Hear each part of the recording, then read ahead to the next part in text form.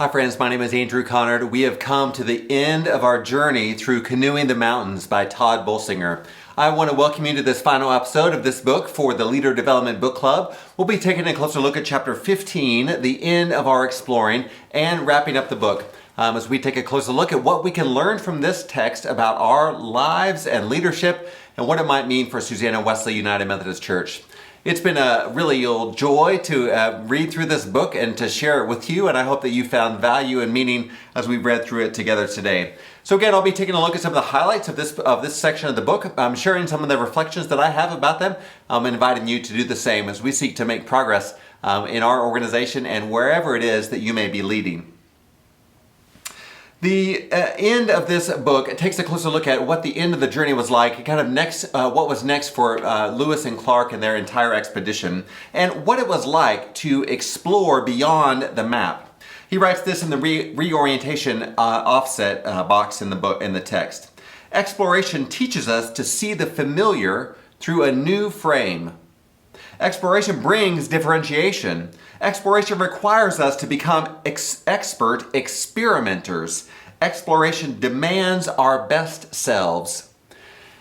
Part of the journey over the last 12 months has been a journey in exploration. This season of pandemic has taught me things that I never would have experienced before. I've been forced to learn things about connecting with people in new ways, about technology, and any number of ways of being in ministry with our community that I may have not experienced in any other circumstances.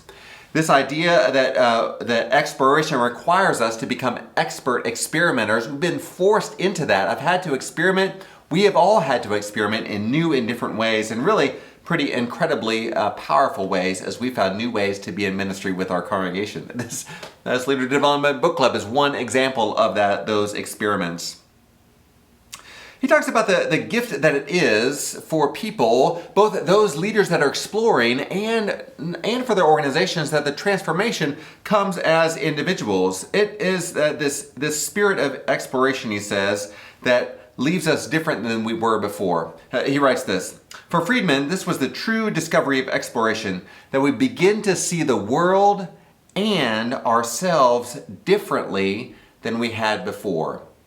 This season of exploring new ways of interacting and new ways of being the church has certainly taught me to begin to see our world differently and to see myself, the role that I have in the congregation, the opportunities that I have within our community, the opportunities that you have within our community and our congregation and beyond in new and different ways. We've been forced to, and it now has the opportunity of living into that with new and open eyes. This reframing, or an ability to think about things in more than one way, is perhaps the most critical skill for adaptive leadership, Bolsinger writes. And then the questions that he invites us to consider as churches in the post-Christendom world. Is the church really in decline, or is it the Western Christendom form of church that is now less effective? Does dwindling church attendance mean that people are less interested in God, or that society and culture have stopped giving preference to Christian traditions and institutions? Is the lack of culture support for Christians a threat to Christian witness, or an opportunity to work together in ways that we didn't have to do so before? And I believe that each one of these questions can be applied to us here at Susanna Wesley. I think that the form of church that we've been used to may be less effective than it has been in the past, and it's on us as leaders in the church to experiment in new ways of connecting with others, and recognizing that the world around us doesn't give preference to the church, and maybe that's okay. Maybe it calls us into partnership and new opportunities that we haven't even considered before.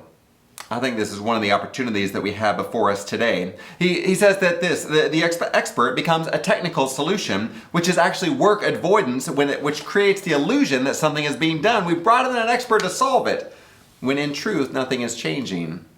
I think that this is perhaps a danger as we embark on this Readiness 360 journey. We're working with a coach who will provide us expert leadership and guidance that will help us do the work that we need to do. But what we must not fall into is that this coach or this process will help us move forward without the work that we may need to do in ourselves. For the transformation that comes from exploration must be in our own lives. It's not about others changing. It's not just about the church changing. It's about me changing. Me and you and each person that's connected with our congregation. He writes this: in Uncharted Territory, the captains relied more on relationships than the rule book, more on influence than on court-martials or lashings. Perhaps the most powerful lesson to learn from Lewis and Clark and the Corps of Discovery is not what they discovered about the country, but what they discovered about themselves. What they discovered about themselves. The author goes back to this a group of happens to be Methodist churches that he was coaching some years ago in a seminar room filled with them, and the question came up, how do I keep my church from dying? And he says this: if you want to keep your church from dying, I would say now, he would say, focus on your own transformation together, not on your church dying. Focus on the mountains ahead, not the rivers behind. Focus on continually learning, not what you have already mastered. This is a challenge and an invitation for me and for us together at Susanna Wesley to keep our eyes on the future.